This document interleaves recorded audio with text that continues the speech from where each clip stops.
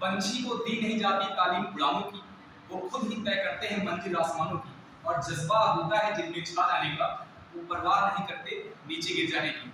आज जो हमारा टॉपिक होगा वो होगा ब्रह्मांड। सबसे पहले जानेंगे ब्रह्मांड होता क्या है। ब्रह्मांड अस्तित्व में द्रव्य एवं ऊर्जा के सम्मिलित रूप को ब्रह्मांड के नाम से जाना जाता है। सबसे पहले जब हमको ब्रह्मांड के बारे में कुछ पता नहीं था, कहा यह जाता है छिपा है क्या, कहाँ किसने देखा है। पहले तो ये अजर अमर आकाश भी नहीं था। ब्रह्मांड की उत्पत्ति के बारे में कुछ हमारी थ्योरीज दी गई हैं। जो सबसे महत्वपूर्ण थियरी हमारी है उसको 1927 में एक आपके बेल्जियम के वैज्ञानिक थे जो पादरी भी थे, खगोल शास्त्री और पादरी। नाम था उनका जार्ज लेमेंटेयर। जार्ज लेमेंटेयर ने दिया था। और ये थे कहा कि भाई ये थे बेल्जियम जिसकी कैपिटल ब्रुसेल्स होती है। बेल्जियम जिसकी कैपिटल क्या है, ब्रुसेल्स है। इन्होंने जिस थियरी को दिया, ब्रह्मांड की उत्पत्ति से संबंधित जो थियरी उन्होंने दिया था उसका नाम था बिग बैंग थियरी। इंग्लिश में बोले तो बिग बैंग थियरी, और हिंदी में इसी को बोलते हैं महाविस्फोटक सिद्धांत। महाविस्फोटक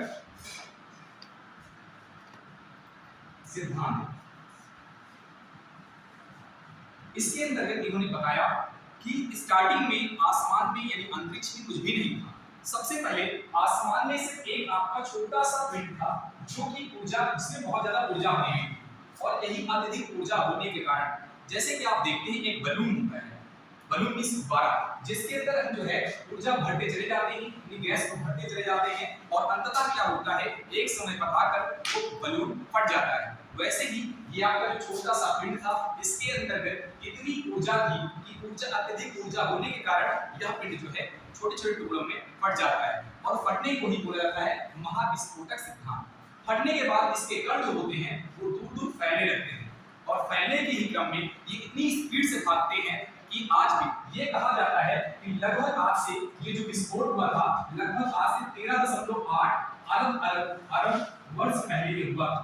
ये विस्फोट लगभग आज से 13.8 वर्ष अरब पहले हुआ था। लेकिन आज भी इसके जो कण है वो आज भी गतिमान है, और लगभग 3 लाख किलोमीटर प्रति सेकंड की स्पीड से आज भी एक दूसरे से भाग रहे हैं।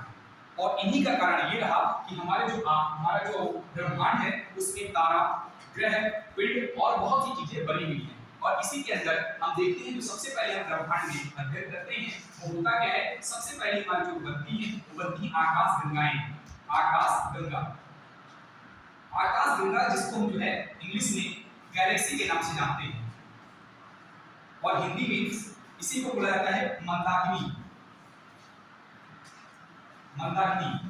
जो हमारी आकाश गंगाएं होती हैं, आकाश गंगाओं को उनके आकार पर अलग अलग किया गया है। हमारी जो आकाश गंगा है जिसका हमको अध्ययन करना है, जिसके अंतर्गत हमारा सौरमंडल, हमारी पृथ्वी आती है, उसमें जो है उसका आकार जो है वो कैसा है, तो ये स्पाइरल है। स्पाइरल बोले तो सर्पिलाकार है। कैसा है, सर्पिलाकार।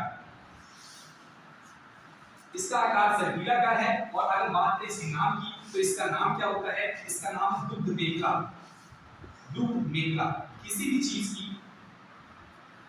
भी चीज का अगर नामकरण किया जाता है तो उसके आकार, प्रकार और उसके भाव विचार पर किया जाता है।